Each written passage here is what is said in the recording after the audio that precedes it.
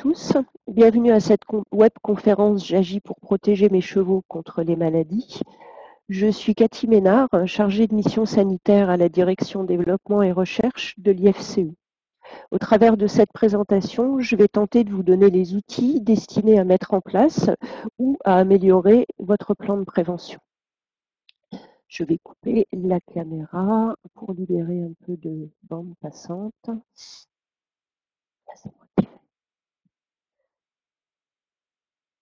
Alors pourquoi la biosécurité? Parce que la lutte contre les maladies repose en grande partie sur les bonnes pratiques d'hygiène et les mesures de prévention sanitaire. Les mesures qui favorisent la bonne santé des chevaux participent à l'amélioration de la sécurité de la filière équine et à la diminution des pertes économiques liées au traitement, aux décès, aux arrêts d'activité, qu'elles soient sportives ou de reproduction.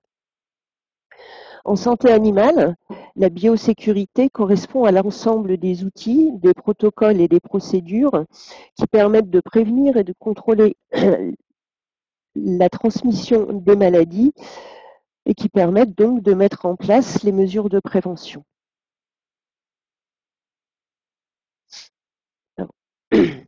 Nous allons essayer, à l'échelle d'une structure équestre, d'identifier les 3 points de vigilance et de connaître les 4 groupes d'actions qui nous permettront d'agir afin de pouvoir prévenir, limiter et contenir les agents pathogènes.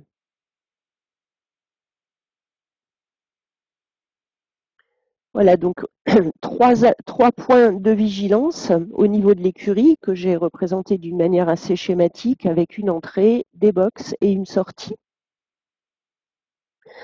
Premier niveau d'intervention qu'on appelle la bioexclusion, qui vise à prévenir l'introduction d'agents pathogènes dans votre structure. On l'appelle aussi la biosécurité externe. Deuxième point de vigilance, limiter la multiplication des agents pathogènes qui sont présents afin de conserver une pression infectieuse faible. On l'appelle aussi biosécurité interne. Troisième point, contenir les agents pathogènes qui sont présents dans les écuries afin de limiter leur propagation vers l'extérieur, c'est le bioconfinement. Donc malheureusement, ce n'est pas aussi linéaire. Il faut prendre en compte en plus des éléments extérieurs comme les humains, que ce soit les employés, les visiteurs ou le vétérinaire, ainsi que l'environnement, qui interagissent entre eux et qui interagissent au niveau de chacun des trois points de vigilance que je viens de vous citer.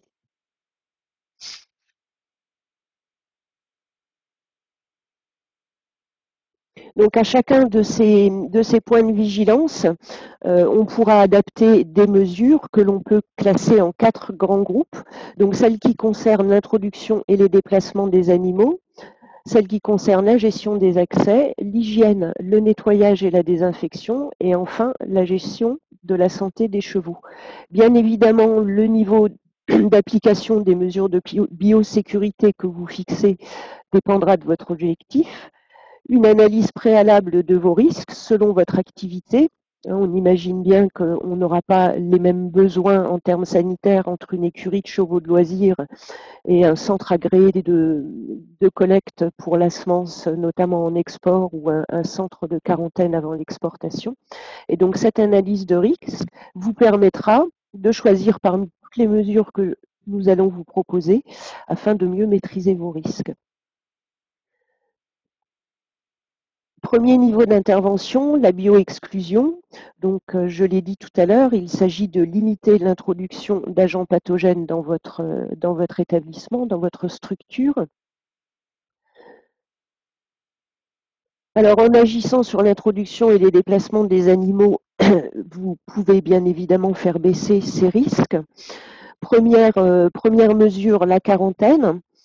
Ça consiste en une mise à l'écart de tout nouvel arrivant dont on ne connaît pas le statut sanitaire et donc éviter tout contact avec les chevaux du site et ce aussi bien au niveau des box, des paddocks que sur les aires de travail.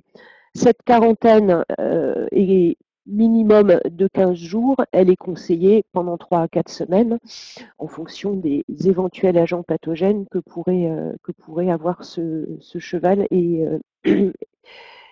communiquer à vos autres chevaux. On peut bien évidemment ajouter des mesures de restriction de mouvement dans certaines parties seulement de votre installation et on essaie de limiter ou en tout, si on ne peut pas éviter complètement les déplacements. Attention également au risque de transmission indirecte via le personnel qui devra respecter les circuits de soins, on le verra plus tard, utiliser du matériel de protection à usage unique si nécessaire et des équipements dédiés pour le ou les chevaux en quarantaine, à savoir matériel de pansage, harnachement, brouette, etc. Après cette quarantaine, on peut également avoir, ou en même temps bien sûr, on peut également avoir recours à des tests de laboratoire pour déterminer le statut sanitaire. Ces tests peuvent être obligatoires selon certaines activités, mais ce qui nous intéresse ici sont les tests recommandés. Donc recommandés quand? Eh ben, selon le contexte épidémiologique du lieu de provenance, par exemple. Hein, si on repense à l'épidémie à l'épizootie de West Nile en 2015, il pouvait être utile de faire un dépistage de West Nile.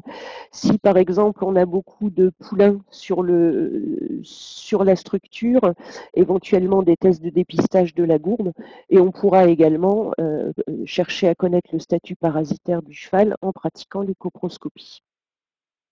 En termes de prévention, après examen du cheval, on peut aussi demander au vétérinaire de revoir le programme de vaccination et donc de faire, dans certains cas, ou refaire les vaccinations, notamment grippe et rhinopneumonie. Et il peut s'avérer utile d'administrer des traitements antiparasitaires ou antimycosiques. En plus des nouveaux entrants, il faudra être très vigilant pour les chevaux qui se déplacent beaucoup, notamment lorsqu'ils reviennent de zones à risque, telles que des rassemblements à forte densité ou des zones où on connaît des épisodes aussi, ou tout simplement si à l'observation on remarque une méforme. Et il pourra dans ce cas-là être nécessaire de revenir à des mesures que nous avons vues précédemment, telles que la quarantaine et les dépistages. Toujours au niveau de la bioexclusion, donc pour prévenir l'entrée dans vos écuries, la traçabilité reste un outil très important et donc pour ça, on utilise certaines parties du registre d'élevage, notamment le registre des présences qui doit être renseigné avec beaucoup de précision, notamment concernant les entrées-sorties des chevaux, l'endroit d'où ils viennent et l'endroit où ils vont. Vous pouvez trouver dans un modèle de registre d'élevage qui vous est proposé sur le site de l'IFCE, un modèle complet de registre d'élevage dont j'ai extrait là pour modèle, pour info, la page de présence et caractéristiques des animaux. Deuxième volet important pour ce qui est de cette traçabilité, c'est le registre des mouvements, donc de manière obligatoire vers l'extérieur du site, et il peut être parfois nécessaire aussi d'avoir des informations sur les mouvements à l'intérieur du site, notamment lorsque vous avez un cheval en quarantaine. Troisième, pardon, je vous ai mis également un modèle ici d'une feuille de mouvement qui est extraite du registre d'élevage que vous avez sur le site. Troisième moyen pour prévenir en bioexclusion, la gestion des accès à votre site. Donc il s'agit bien évidemment surtout de signalétique et d'entretien. 3 points importants, donc l'identification de l'ensemble des points d'accès, de manière à pouvoir réglementer l'accès à certaines personnes dans certains endroits. Le contrôle des entrées, donc là encore, on ne met pas une barrière avec un douanier, mais avoir simplement un affichage qui peut passer à quel endroit. Et donc on revient à cet affichage, on définit du coup les règles d'entrée, les règles de circulation, et aussi bien dans l'enceinte du site que dans le site, et il est utile bien évidemment de les afficher. En termes d'entretien, il est nécessaire d'une part les parkings, de les éloigner des zones d'écoulement, notamment de la fumière ou de et au niveau des voies de circulation, toujours penser à boucher les trous afin d'éviter les eaux stagnantes et les projections lorsque des véhicules passent. Voilà, donc nous venons de voir au niveau de la bio-exclusion 3 mesures, la gestion des introductions et des mouvements des chevaux, la gestion des documents de traçabilité et enfin la gestion des accès. Une fois qu'on a pénétré à l'intérieur de votre écurie, on arrive dans ce que nous avons appelé la biocompartimentation ou la biosécurité interne. Donc là encore, diverses mesures vont pouvoir être appliquées du degré, en fonction du degré de sécurité sanitaire que vous recherchez. Le premier grand principe, c'est la gestion par lot et la qualification des zones. Donc un lot, c'est un groupe d'équidés ayant le même statut immunitaire et vaccinal, de façon à éviter la transmission de maladies contagieuses entre des animaux de sensibilités différentes. Donc là, 3 exemples très simples, une écurie dédiée au poulinage, au milieu en orange une écurie dédiée aux juments suités et devant une écurie, enfin à gauche, une écurie pour les chevaux de sport. Donc, vous qualifiez ces zones, une fois que vos lots sont prêts, vous qualifiez ces zones de la plus libre d'accès en vert pour des chevaux qui bougent beaucoup, qui sont fortement protégés, des chevaux d'âge. Euh, une des zones d'accès contrôlé où certaines personnes seulement seront autorisées et des zones vraiment d'accès restreint où là on a des mesures bien plus drastiques en termes de protection et où seul le personnel et le vétérinaire sont autorisés à entrer. Une fois que vos lots et vos zones sont qualifiés, vous mettez en place votre circuit de soins qui ira toujours des chevaux les plus sains ou les plus sensibles, poulains, poulinières par exemple, vers les chevaux les moins sensibles, donc des chevaux adultes bien vaccinés ou qui ont l'habitude de faire beaucoup de mouvements et éventuellement, dans le pire des cas, en terminant par les chevaux malades. C'est matérialisé par la flèche verte que vous voyez sous votre écurie. On aborde maintenant la grosse partie en biosécurité interne qui concerne l'hygiène, le nettoyage et la désinfection. Donc, il faut savoir que pour toutes les mesures dont on va parler maintenant, il est impératif de mettre en place des programmes précis qui mentionnent les protocoles, les fréquences et, lorsque c'est possible, l'identité de la personne responsable. Au préambule également, toujours ne pas perdre de vue que les matières organiques telles que la saleté et le fumier peuvent rendre les désinfectants moins efficaces, voire inefficaces. Donc chaque nettoyage commencera par une action mécanique qui vise à enlever les matières organiques, donc un pré-lavage en fait. Donc l'hygiène du personnel, lavage des mains, lavage des bottes. Pour ce faire, pour que ça devienne un véritable réflexe, il est d'abord dans un premier temps indispensable que toutes ces stations de lavage soient faciles d'accès, qu'elles soient mises en évidence, qu'elles soient alimentées en savon, en brosse, en désinfectant, en essuie-mains papier. Les protocoles au mieux sont affichés, ça peut être de simples petits pictogrammes comme vous avez à l'écran. Même vigilance pour le nettoyage des locaux. On repense bien à n'oublier aucune des 4 actions indispensables. Une première action mécanique, éliminer un maximum de déchets organiques pour conditionner l'efficacité de vos détergents et de vos désinfectants. Après la préparation, on passe au nettoyage. C'est une action chimique.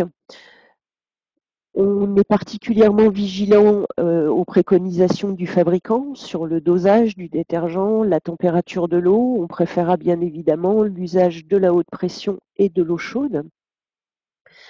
Ensuite, troisième étape, le rinçage. Très importante parce que certains détergents réduisent l'efficacité des désinfectants. On enlève donc au mieux tous les résidus du nettoyage avant de procéder à la désinfection. Et là, encore une fois, attention à la concentration et surtout au temps de contact qui doit bien être respecté pour l'efficacité de votre désinfectant. On procède ensuite au rinçage et l'idéal serait que les chevaux ne réintègrent l'écurie que lorsque les locaux ont complètement séché. Il nous reste encore à prendre soin de tout ce qui est matériel et équipement qui doivent être nettoyés et désinfectés à intervalles réguliers. Comme pour les mains, les bottes, les locaux, le nettoyage préalable à la désinfection conditionne l'efficacité des désinfectants. On enlève correctement la matière organique avant de procéder aux 4 autres étapes. Alors pour le matériel, même si vous mettez en place un protocole de lavage régulier en précisant bien évidemment les dates, le produit à utiliser, vous pouvez en routine travailler avec des petits pulvérisateurs, des éponges, de façon à désinfecter les sangles, les couvertures, tout ce qui ne peut pas être lavé très très régulièrement à la machine. Et on pense bien évidemment au matériel, aussi bien les brouettes que les camions.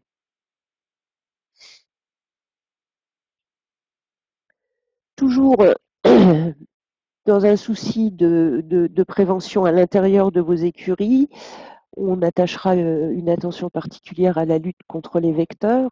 Donc, dans un premier temps, les insectes, que ce soit les moustiques, les mouches, les tiques, sont quand même, c'est une prévention qui vous permet de lutter contre des maladies telles que la pyroplasmose, la fièvre de West Nile. Éliminer complètement les insectes est bien sûr impossible. En revanche, on peut agir sur l'environnement en réduisant les habitats, en détruisant les hautes herbes, les bois, les haies, les broussailles, et ce afin de limiter les populations d'insectes. On peut avoir une action sur les animaux avec l'utilisation d'insecticides, de répulsifs, mais aussi simplement en maintenant les fanères, la crinière, la queue, d'une longueur suffisante, et en aménageant les heures de sortie, notamment pendant les périodes critiques au printemps et en été. On pensera également à bien vérifier sur l'ensemble du corps la présence de tiques et à les retirer. Et donc les autres vecteurs, sans elles, ceux-là, les rongeurs. Là, on peut citer comme maladie la leptospirose, qui est notamment une zoonose, donc transmissible à l'homme. Donc, pour lutter contre les rongeurs, l'objectif serait d'obtenir l'éradication totale. Et donc, pour ça, bien évidemment, on fait appel à un professionnel. Et dans ces deux mesures, que ce soit contre les insectes ou les rongeurs, on fait bien attention à l'impact environnemental des produits utilisés.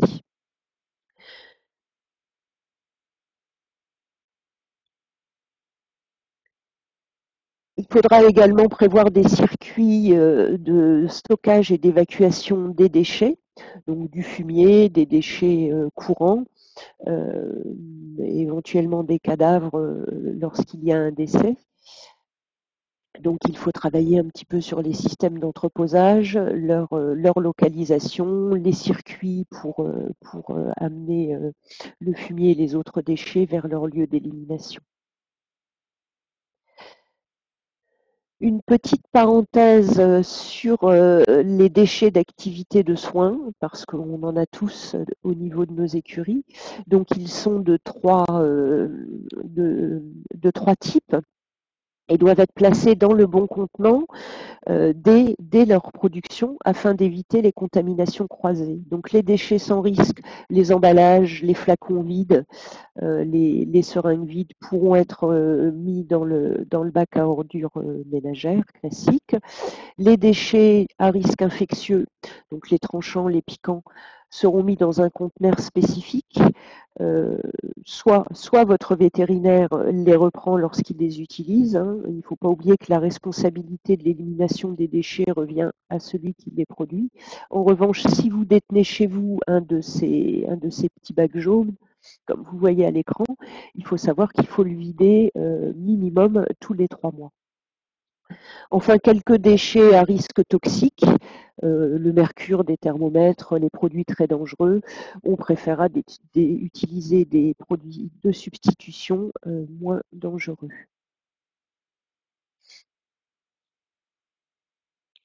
Dernier volet dans ces mesures de prévention au sein de votre écurie, la santé de vos chevaux.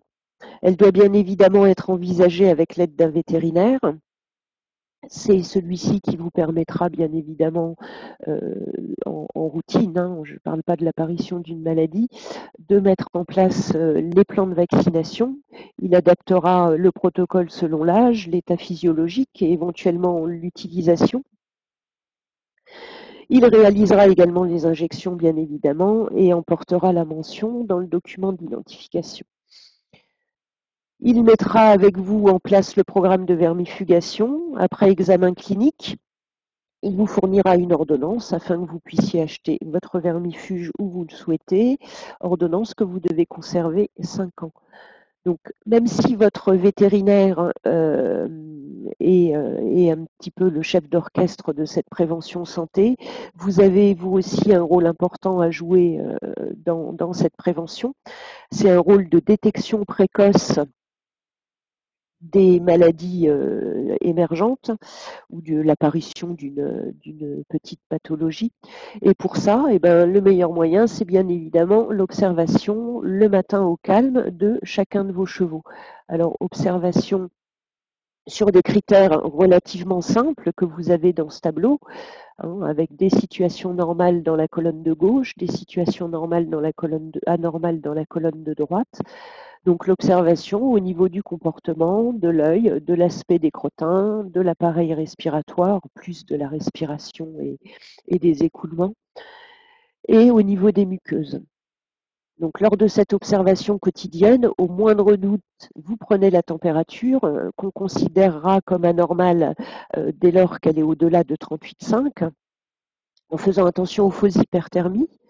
Donc les fausses hyperthermies, c'est lorsque votre thermomètre n'est pas en contact avec la muqueuse, qu'il y a une présence de crottin, donc on reprend la température pour être sûr. Si température il y a, vous procédez à l'isolement de l'équidé, donc là on revient aux mesures d'introduction et de mouvement vues en début de présentation, et vous appelez votre vétérinaire. Et encore une fois, on retombe dans ce fameux registre d'élevage qui va vous permettre pour chacun de vos chevaux de compiler tous les actes de médecine préventive, vaccins, vermifuges, maréchalerie, dentisterie, les actes vétérinaires et antécédents médicaux, les tests si vous en avez fait pratiquer, et éventuellement la partie régie, alimentation, environnement, au cas où il y ait quelques prescriptions particulières. Donc je l'ai dit tout à l'heure, mais pensez aussi à adjoindre dans ce registre d'élevage vos ordonnances qu'il faut conserver pendant 5 ans. Je vous ai mis encore une fois extrait du registre d'élevage proposé par l'IFCE, un modèle de fiche d'enregistrement des interventions et des soins.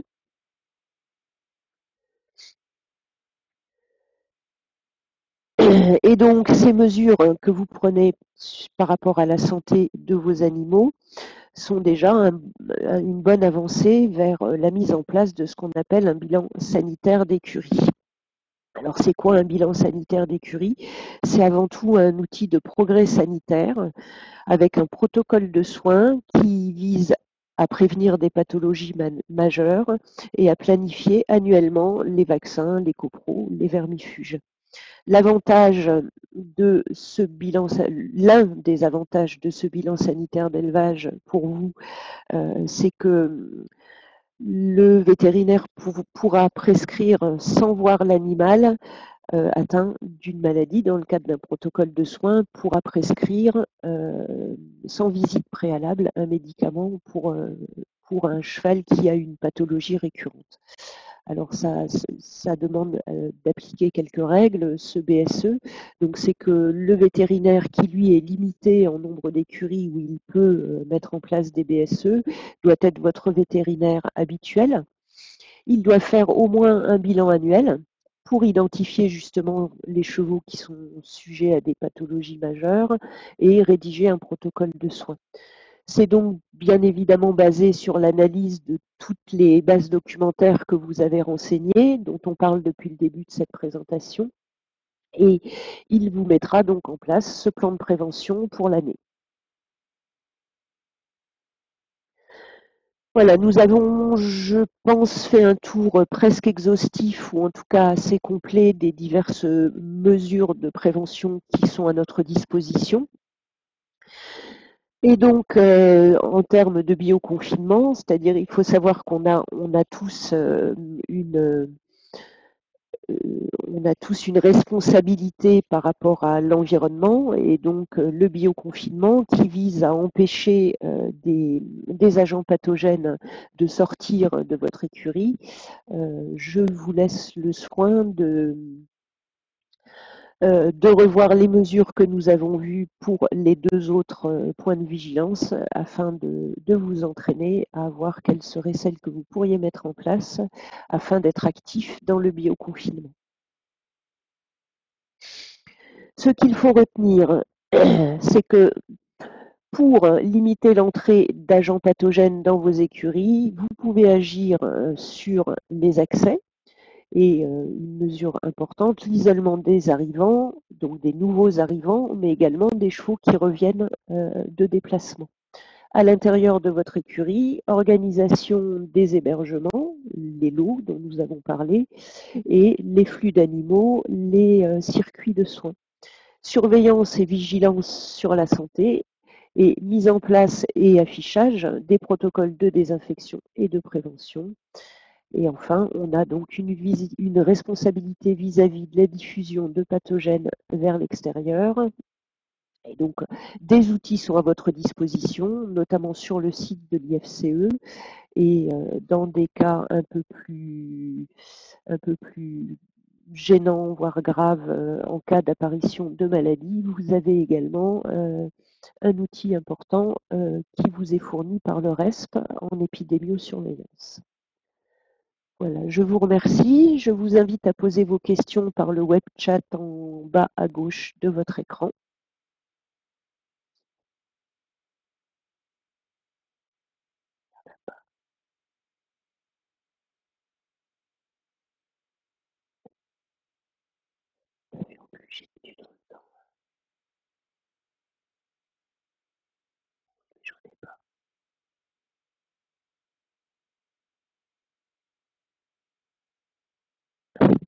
Ah si, ça peut-être, je sais pas. Ah mince, elle m'avait dit qu'elle était dans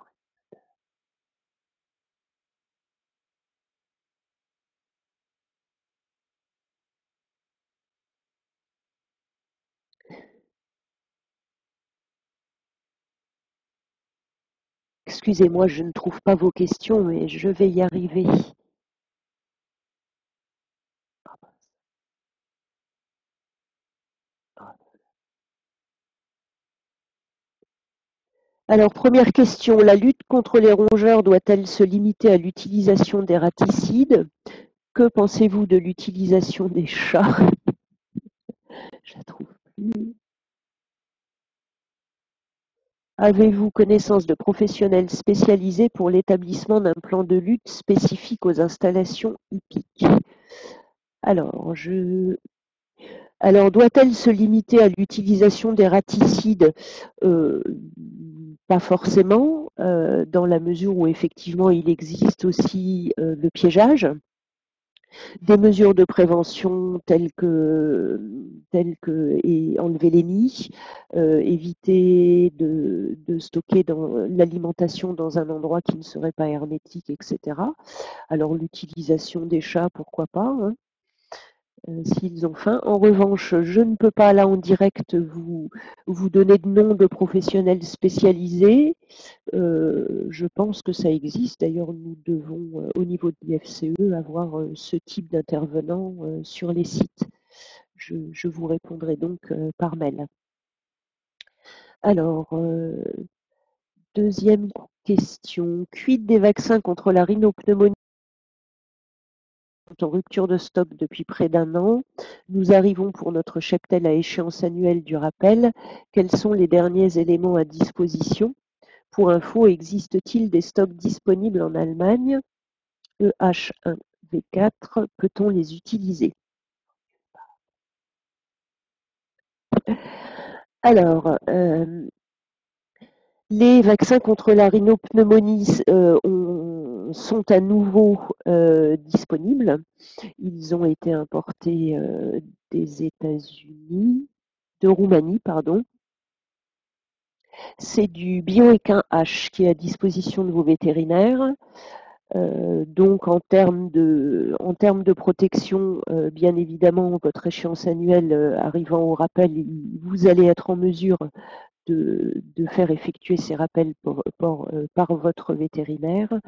Et puis après, il faut savoir que dans les dispositions obligatoires, par exemple pour la monte, les, les, les cas seront étudiés individuellement de façon à ne pas bloquer l'activité. Alors pour l'Allemagne, par contre, il n'est pas à l'ordre du jour de faire venir ces vaccins allemands. Alors, merci. Ah, la boîte jaune. Chut.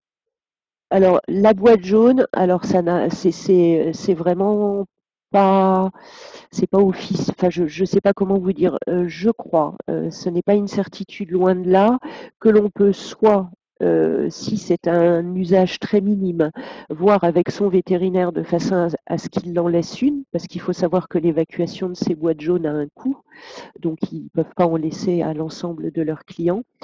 Et sinon, eh ben, il faut se fournir ces boîtes auprès de l'organisme qui les élimine.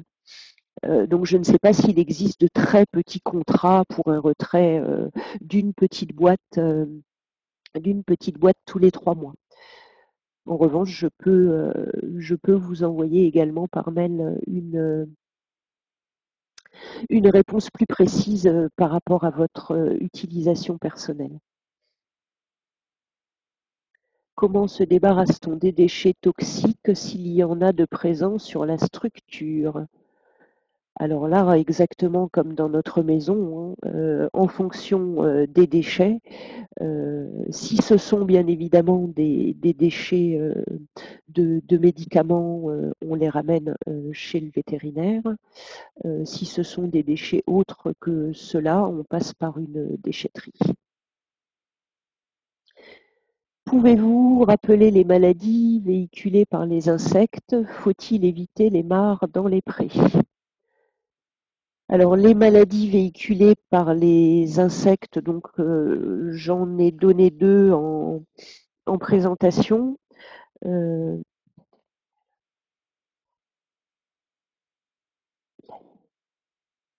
on peut y ajouter, donc là, je vous avais cité West Nile euh, et la pyroplasmose pour les tiques. On peut y rajouter l'anémie infectieuse des équidés, la maladie de Lyme pour les tiques, encore une fois. Euh, les moustiques, faut-il éviter les mares dans les prés? Alors, éviter les mares, tout dépend si l'eau est courante ou si l'eau est stagnante, pardon. On essaiera bien évidemment de limiter au maximum les eaux stagnantes, mais ça peut aussi être une intervention sur les buvettes, les bacs qui recueillent l'eau. Donc on les vide, on les nettoie régulièrement. Important aussi de vérifier leur étanchéité parce que ce sont les petites fuites justement qui font ces petites flaques d'eau stagnante.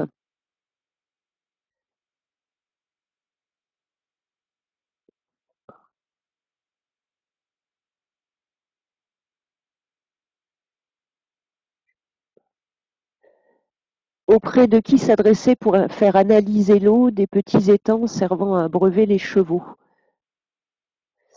Il faut vous adresser à vos laboratoires départementaux.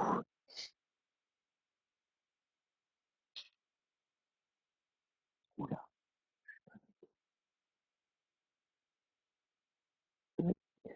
La maladie par rapport au rat, quels sont les signes? Donc c'est la leptospirose, je pense, que j'avais cité en exemple. Euh, alors, je ne vais pas vous lister l'ensemble des signes et des différents dépistages et traitements qui existent pour cette maladie. En revanche, je vous invite à aller sur le site des haras nationaux, dans l'onglet Connaissances, et vous trouverez une fiche Wikipédia dédiée à cette maladie et à plein d'autres d'ailleurs.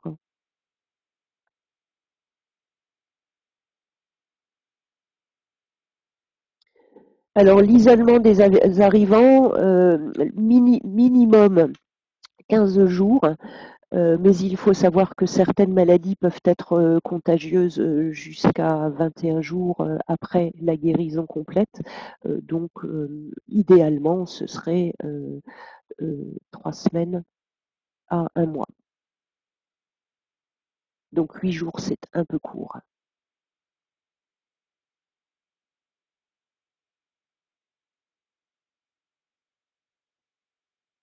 Alors, nous avons vendu il y a 10 jours une pouliche destinée à l'élevage à une amie allemande. Lors de la halte effectuée pour la nuit sur la commune de Besançon, elle a consommé de l'érable rouge du Canada, présent à proximité de la pâture. La déclaration des symptômes s'est produite dès le dimanche soir en Allemagne, avec prise en charge par le vétérinaire sanitaire allemand. La jument semble hors de danger aujourd'hui. Quoi doit-on faire la déclaration au réseau d'épidémiosurveillance? Ma réponse est oui. Euh, il y a dans le sous-réseau neurologique du site du RESP, dont je vous ai parlé en fin de présentation, il y a un petit bouton sur lequel vous cliquez et qui vous permet de déclarer ce type de maladie et tout autre d'ailleurs. Et vous avez également pour ce faire une petite application smartphone et tablette, je pense, qui s'appelle Vigiresp et qui vous permet en direct, simplement en renseignant quelques chiffres sur la page d'accueil, de déclarer tout type de maladie. Voilà, je pense en avoir fini. Ah non.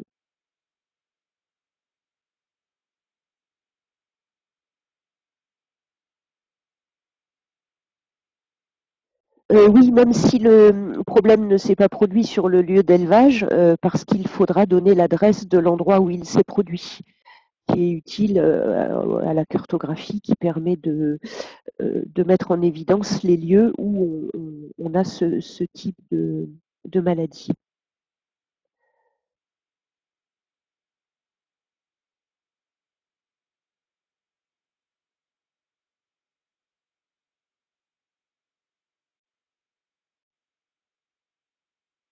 Non. Voilà, j'en ai fini pour les questions. J'espère y avoir répondu correctement et donc j'enverrai 2 réponses plus précises par mail et vous pouvez de toute façon poser d'autres questions a posteriori que vous envoyez à l'adresse mail info@ifce.fr et qui me seront transmises et auxquelles je répondrai. Merci, au revoir.